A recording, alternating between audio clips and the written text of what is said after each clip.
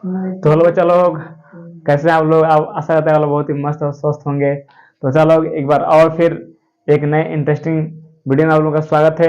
जो हम लोग वृद्धि मॉडल पढ़ रहे थे, वो पहला जो चरघातांकी वृद्धि मॉडल था उसको तो हम लोग पहले वीडियो में खत्म कर चुके हैं। आज उसी का पार्ट नंबर 2 है, इसका नाम है संभाव्य वृद्धि मॉडल।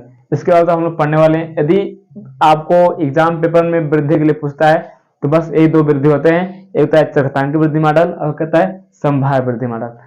चरघातांकी में क्या होता है, किसी प्रकार का रोग छेक नहीं होता है, चारों तरफ से क्या होती है, वृद्धि होती है। लेकिन इसमें होते हैं कुछ सीमित अवस्था में होती है, वृद्धियां होती हैं और उसके बाद होता है रोक लग जाता है। तो ये जो मतलब जिसमें रोक लग जाए वो आपका संभाव्य वृद्धि मॉडल है, और जिसमें कोनो रोक छेक ना हो वो क्या आपका है, चरघातांकी वृद्धि मॉडल। इसमें मतलब कुछ हद तक होते हैं वृद्धियां लगातार होती रहती हैं, लेकिन कुछ हद तक इसकी सीमाएं बनाई गई हैं कि इसके बाद होता है कभी भी जो होता है वृद्धि नहीं करेगा।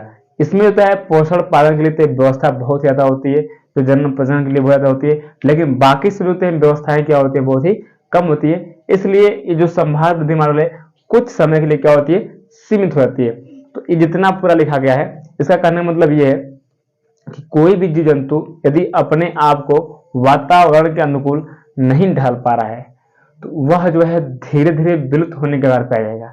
यदि जो है वही अपने आप को ढाल दे रहा है उस वातावरण के अनुरूप में, तो वह जो है प्रजनन करके आगे संख्या को बढ़ाना शुरू कर देगा।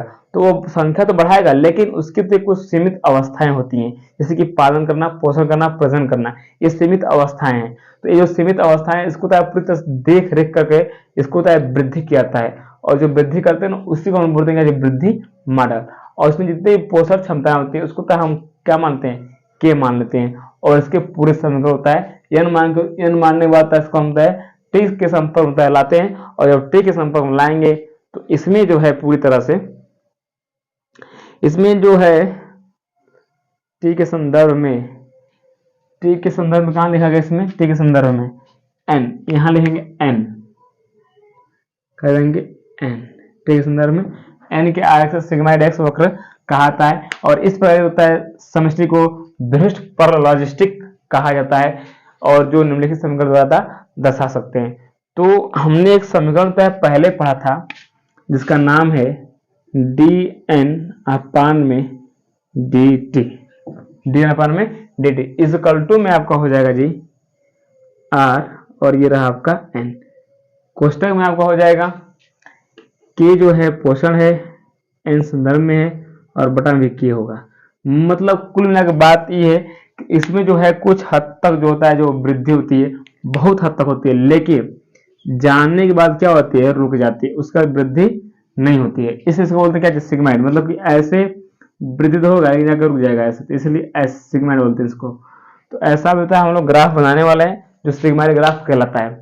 बहुत ही बड़ा वीडियो नहीं होगा, बहुत छोटा सा वीडियो होगा जो आपके लिए बहुत ही उत्तम और लाभकारी होगा, ठीक है। तो इतना इसको लिखने के बाद आप लोग इसको समीकरण को लिख दीजिएगा, और उसके बाद जो है हम लोग एक बना देंगे क्या चीज, इसका ग्राफ, इसको हम लोग बोल देंगे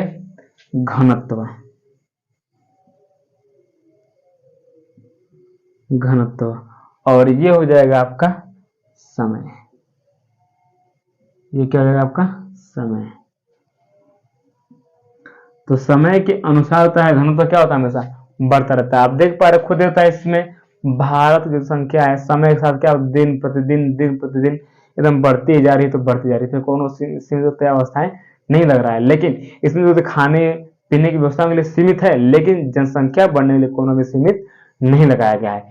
इसलिए इसको हम बोलते हैं चरघातांकी बोल देंगे, और जब पोषण के लिए बात में आएगा तो संभाव्य वृद्धि मॉडल होगा। यही जो है समष्टि होता है। तो हम अपने जो इसमें नियमित जो जनसंख्या चल रहा है उसके अनुरूप हम लोग खुद जान सकते हैं कि हमारा समष्टि कैसा चल रहा है, ठीक है। तो अभी आप देख लीजिए कि यहाँ पे जो होता है इसका पोषक तत्व है, मतलब यहाँ पे पोषण प्रदान एकदम हो सकता है अच्छी तरह से, यहाँ से कोई दिक्कत आपको नहीं होगी। तो ये एक लाइन है जिसको हम लोग बोलते हैं पोषण की लाइन, मतलब पोषण की क्षमता, इसको हम लोग कैसे व्यक्त करते हैं। टी जो है आपका समय, और एन जो आपका है घनत्व है जी, ठीक है। तो ऐसे हम लोग व्यक्त कर ले रहे हैं इसको। अब इसमें क्या है कि समष्टि में धीरे धीरे वृद्धि होगी, धीरे धीरे वृद्धि होगी और एक समय तो उठती जाएगी और फिर एक समय क्या होगी, सीमित हो जाएगी, इसके बाद से बढ़ना बंद कर देगी। ठीक है, इसके बाद हम लोग पढ़े थे कि जब यह बढ़ता है, जब यह बढ़ता है तो चरतांग की वृद्धि में बोल रहे हैं, चरतांग में तो ये जाएगा जाएगा ऐसे पूरा एकदम ये बढ़ता ही चला जाएगा। इसमें होता है कौनो सीमा नहीं होती, लेकिन इसमें होता है सीमा बनाई गई है। तो इसको हम लोग बोलते हैं संभार वृद्धि मॉडल। ये वाला जो है आपका, ये क्या है आपका, संभार वृद्धि मॉडल, वृद्धि मॉडल ये बहुत इंपॉर्टेंट है। इसका सूत्र ले देंगे फटाक से, तो डी एन अपान में डी टी इजकल टू में आर एन और कोष्टक में के माइनस एन अपान में के, ये सूत्र इसका है। और ये जो ऊपर वाला है आपका, ये ऊपर वाला ये चरघातांकी वृद्धि मॉडल है, ये वृद्धि मॉडल। इसका सूत्र ले देंगे फटाक से हम लोग, एकदम छोटा सा तो होता है, तो डी एन अपान में डी टी इजकल टू में आर एन। ये वृद्धि होता है चरघातांकी वृद्धि मॉडल का है और होता है संभार वृद्धि मॉडल का है। तो दोनों को एक बार उन्होंने लिख दिया, ये भी तो बहुत ही इंपॉर्टेंट जानना होता है। ठीक है, तो कुल मिलाकर होता है, अब ये एक ही बार में जो होता है, छोटा सा तो है, ज्यादा तो बड़ा है नहीं, बस इसको आप थोड़ा सा याद कर लीजिएगा, उसके बाद समीकरण याद कर लीजिएगा, थोड़ा ग्राफ बना लीजिएगा। इतना यदि बना पा रहे हैं आपको तो नंबर काटने वाला कोई पैदा नहीं हुआ है जी आपका। ठीक है, तो फिर मिलेंगे आप लोगों को एक नए इंटरेस्टिंग वीडियो में। ऐसे होता है बहुत खतरनाक वीडियो लेकर आएंगे आप लोगों के लिए। तो ठीक है बच्चा, तब तक मिलेंगे आप लोगों को अगले नेक्स्ट वीडियो में। तब तक के लिए धन्यवाद, बाय बाय।